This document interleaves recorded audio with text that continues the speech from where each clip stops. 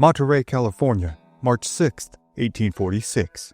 As a cool wind whips over their position atop a high mountain peak, John C. Fremont looks down upon the amassing forces of Mexican army troops with equal parts disdain and trepidation. Above him, attached to a long fallen tree branch turned into a makeshift flagpole, the American flag flutters in the breeze. Every man atop this Northern California mountain peak knows that their presence here is already tantamount to trespassing, and that Fremont's insistence on climbing to their current position and then raising the American flag is an explicit and obvious declaration of war against the ruling Mexican government. Fremont, already a national celebrity for his accomplishments as an explorer and military man, has climbed to his current location with his force of 60 American soldiers, sailors, and frontiersmen in hopes of making a stand against the vastly superior forces of the Mexican army deep in the heart of California territory. As word spreads to Mexican officials in the surrounding territories, the open fields in the valleys below the mountain begin to fill with more and more Mexican troops and local volunteers. Meanwhile, atop the peak, Fremont has ordered the construction of a makeshift timber fort in order to create some measure of bulwark defense against the overwhelming attack to come. As his men hack down trees and dig post holes into the dense, dark mountain soil, Fremont is confronted with the increasingly stark reality of his and his men's situation. The mood amongst the Americans is tense, and speech amongst the men is terse and unsure. Many see their present circumstances as all too reminiscent of the infamous 1836 Battle of the Alamo, in which 180 brave Texans had perished in a valiant but incredibly brutal last stand, which had cost every one of them their lives. Now, many among the Americans atop the high Northern California peak fear that they, too, will meet a similar fate. They are, in point of fact, trespassers in a foreign land, here under the false and transparently flimsy pretext that they are merely wayward American explorers, who simply happened upon this territory while on a quest to survey the whole of the United States' rightful territory. In reality, however, Fremont and his men are on what amounts to a scouting mission for the United States government, who, in 1846, has increasingly explicit interests in seizing the territory comprising northern Mexico known as Alta California. Already known nationwide as the Pathfinder, Fremont views himself as perhaps the preeminent agent of the American concept of manifest destiny, the notion that a continent-spanning nation is the ultimate end and undeniable right of the still relatively new country. John Charles Fremont had been born in Savannah, Georgia in 1813. His father was a French-Canadian schoolteacher, and his mother the youngest daughter of a prominent Virginia plantation owner. After his father's tragic passing in 1818, the family had moved to Charleston, South Carolina, where the precocious young Fremont obtained his early education from a local lawyer by the name of John W. Mitchell. Fremont had briefly attended Charleston College, studying mathematics and natural sciences, before being expelled in 1831 for lack of attendance. While teaching mathematics in the local countryside, however, Fremont had earned the praises of prominent local politician Joel R. Poinsett, a rabid Jacksonian Democrat who was able to leverage his influence to secure Fremont a position teaching mathematics aboard the USS Natchez, a U.S. naval sloop which sailed the seas around South America in 1833. Fremont's tenure on the seas would be short-lived, however, as he soon left this position to accept an appointment as second lieutenant with the U.S. Topographical Corps. Here, he worked surveying a route for the Charleston, Louisville, and Cincinnati Railroad. It was during this time that Fremont's true interest in exploration and map-making was piqued. A stint working in the Carolina mountains only served to solidify his desire to become an explorer, and between 1837 and 1838, he served on a reconnaissance detail in Georgia in preparation for the United States government's removal of the Cherokee tribe from the area. In March of 1837, Fremont's former mentor Joel R. Poinsett was appointed as Secretary of War under President Martin Van Buren.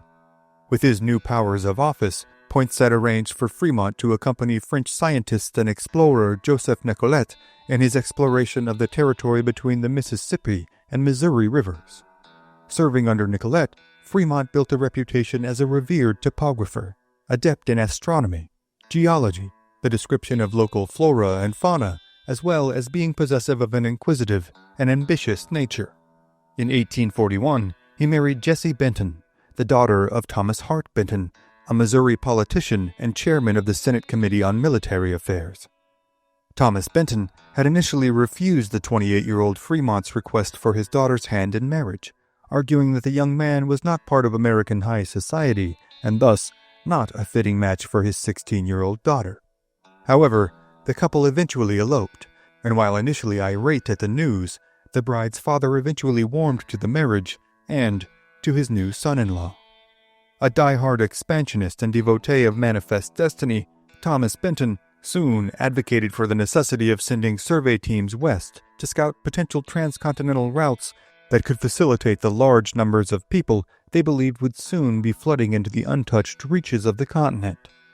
Benton also insisted that his son-in-law, John C. Fremont, was the only acceptable man to place in charge of these exploratory expeditions, with his combination of academic training, real-world experience, and political connections. Beginning in 1842, Fremont had led 3 expeditions. The first began in the summer of 1842, with an exploration of the budding Oregon Trail, following the South Pass that legendary mountain man Jedediah Smith had pioneered through the Rocky Mountains a generation earlier.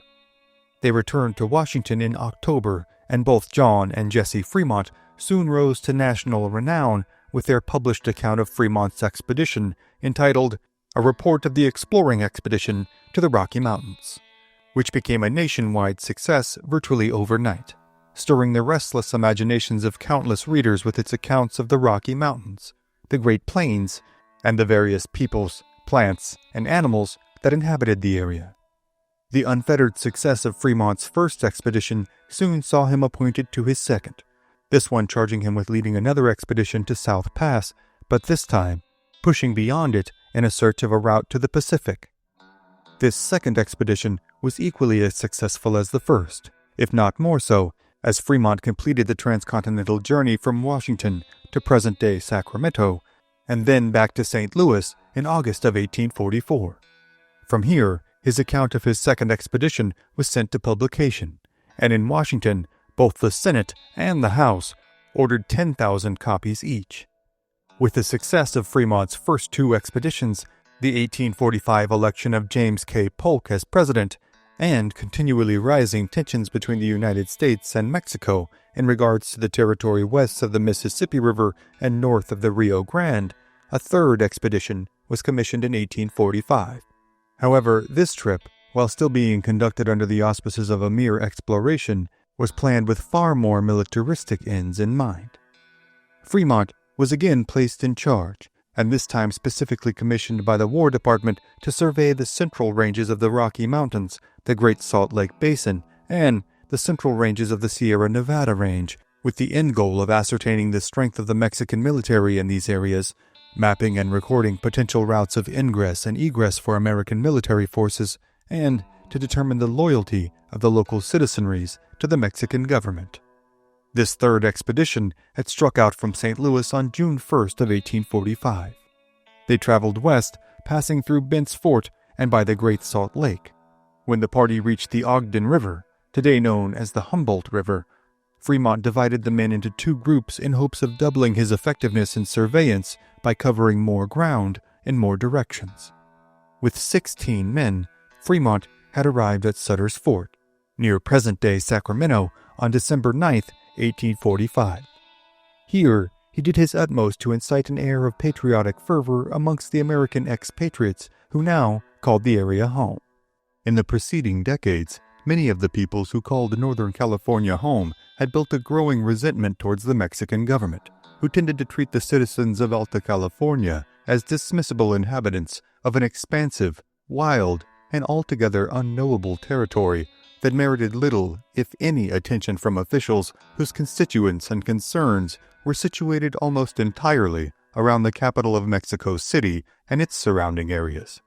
Little in the way of formal official backing, Fremont had promised the aggrieved inhabitants of Sutter's Fort and the surrounding areas that, should they muster a rebellion against their oppressors in the Mexican government, he would ensure they had the full backing and support of the United States government.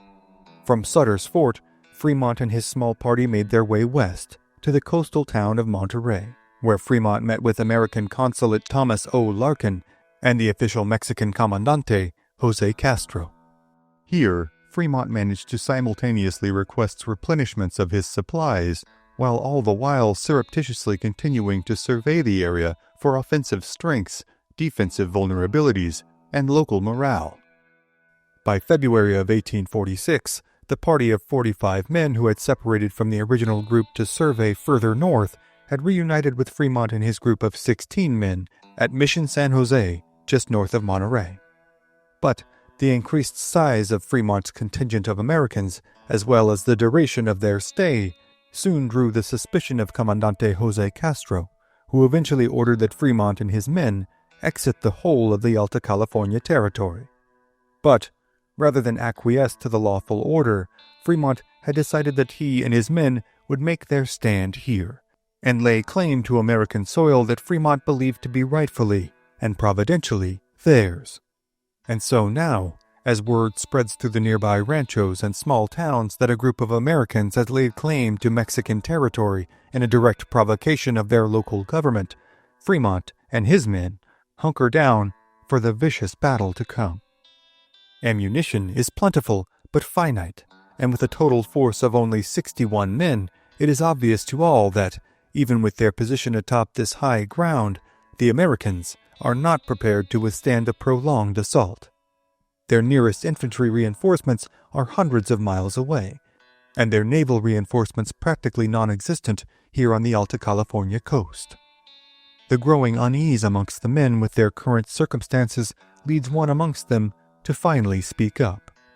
But this man is no rank-and-file member of the American force. He is, in point of fact, the real driving force behind Fremont's expeditionary successes thus far.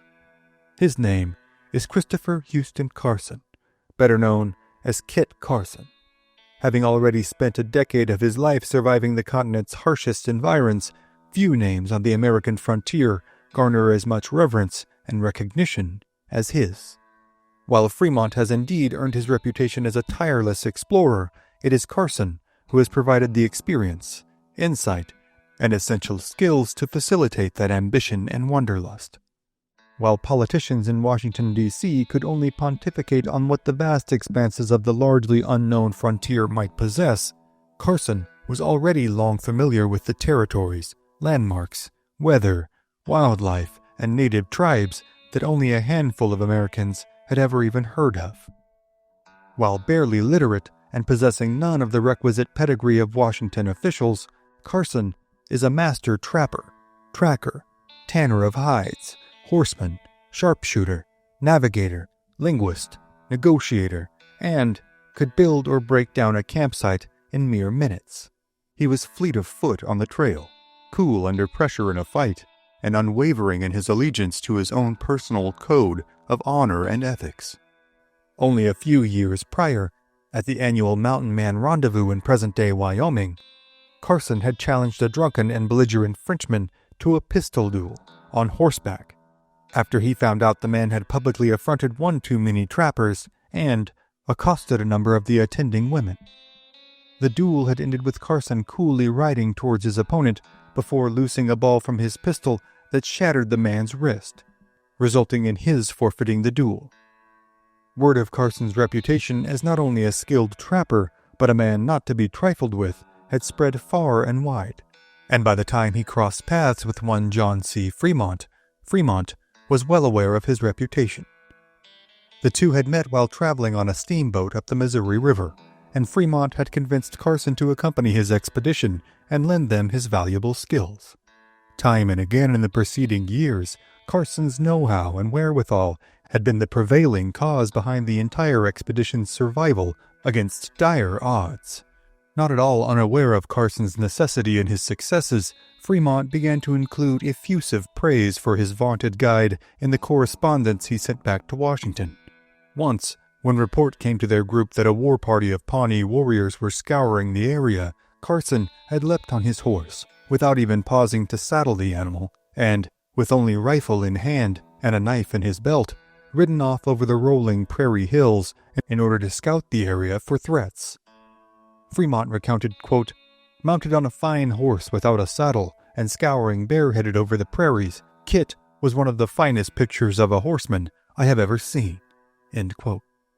Soon, these sentiments became part of the national conversation, as Carson's reputation as a sort of frontier superhero spread from the expanses of the prairies to the pages of dime novels and newspapers, eagerly devoured by readers in cities like New York, Boston, and Philadelphia.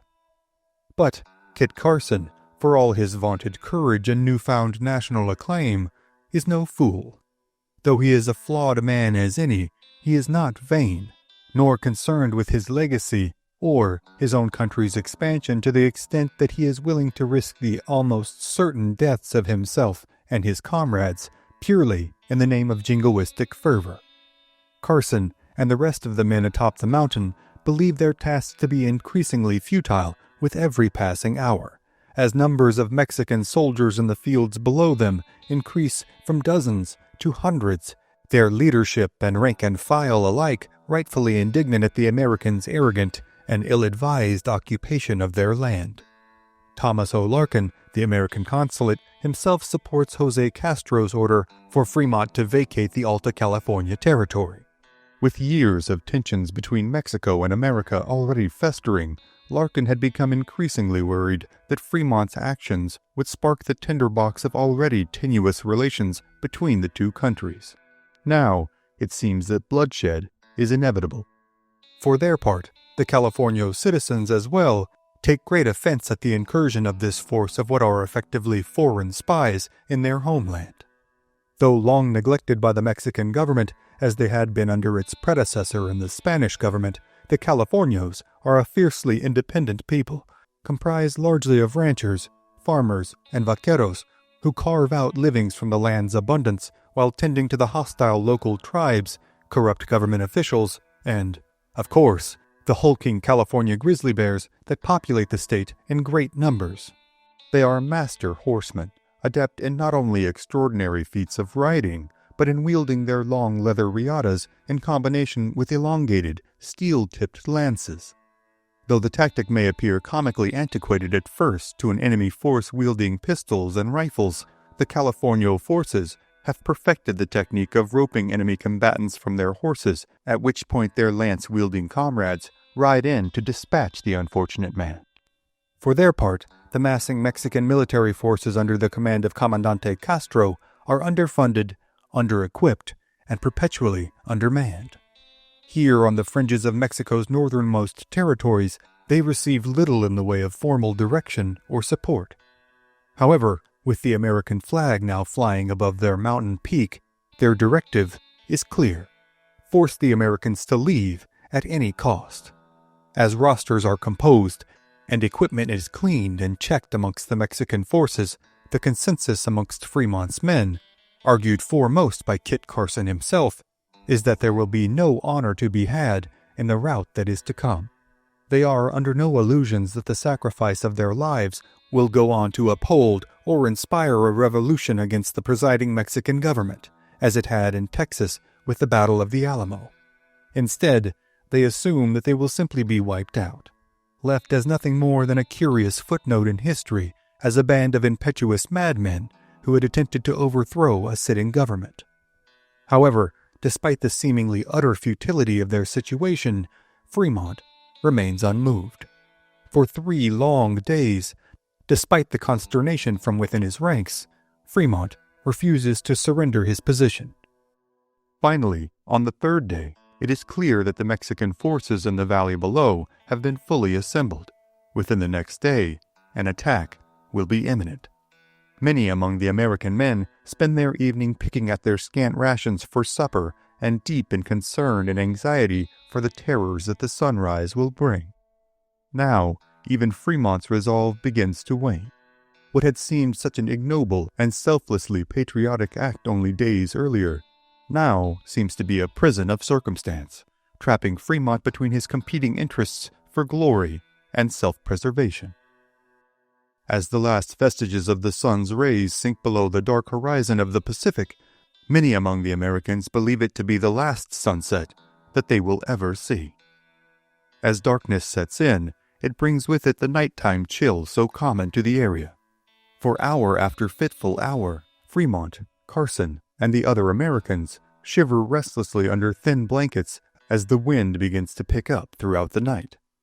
Finally, the sunrise breaks, clear and still, and the men wake to a chilling omen. At some point during the night, the makeshift flagpole that had been erected 4 days earlier has been blown down by the swirling Bay Area winds. Now, the American flag that had flown so boldly lies sullied in the dark soil of Gavilan Peak. The consensus among the men, as the sun continues to rise, is that this final indignity to their nation's colors most assuredly does not bode well for their efforts in the battle to come. Even Fremont, who had watched the sunset without wavering in his resolve to hold the mountaintop, looks upon the soiling of their flag as a particularly bad omen. Suddenly, as the totality of his situation sets in, and the hour of attack nears for the Mexican troops massing down below them, Fremont begins to reconsider his options. He knows that he can either stand and fight, likely at the cost of his own life and the lives of his men, or surrender their position and retreat from the mountain peak. After a few tense minutes of consideration, Fremont finally gives the order for the Americans to strike camp and proceed down the westerly slope of Gavilan Peak. This the men readily do, with most nearly elated at having avoided the fate that had been met in San Antonio a decade earlier by men like Colonel Travis, Jim Bowie, and Davy Crockett. As the sun continues to rise and the area's notorious morning overcast begins to clear, the Mexican forces, too, are relieved to look upon the mountaintop and find it devoid of American forces. Gavilan Peak, where the American forces had made their ill-advised stand, is today known as Fremont Peak, located between the cities of Monterey and Santa Cruz, California. Fremont will go on to move his men north, heading through the northern reaches of the San Joaquin Valley before pushing on to Klamath Lake in Oregon. On the way, the expedition encountered several native tribes, and hostilities ensued, with several natives left dead and more bad will being accumulated by Fremont in the California territory. However, Fremont, Carson, and the men of this expedition will find no respite in Oregon. Soon, they will be called back to California after being located in the middle of the wilderness by a United States Marine captain on a top-secret mission with correspondence from Washington, D.C. But before Fremont and his men can make their way south again, they will find themselves victims to a surprise attack by the Klamath tribe, who are incensed at the Americans' presence in their lands. This will cost the lives of several expedition members and result in a retributory raid with sickening consequences for the local native tribes. Though the fight for the mountaintop has been narrowly avoided, the coming Mexican-American War will only intensify in California in the coming years. But the countless tales of John C. Fremont, Kit Carson, and the other Americans who will make their way westward in the fight for American expansion in the coming years, as well as the stories of the Mexican citizens and the native tribes who sought to retain their own homelands, are, for tonight, other stories for other times. Thank you for joining us on this episode of History at the OK Corral. Be sure to click the like button, share this episode with a friend, and become a subscriber. Also, if you'd like to support our work and gain early access to episodes as well as ad-free viewing, you can become a member of this channel by clicking on the join button below. Thank you again for watching, and we'll see you next time on History at the OK Corral, home of history's greatest shootouts and showdowns.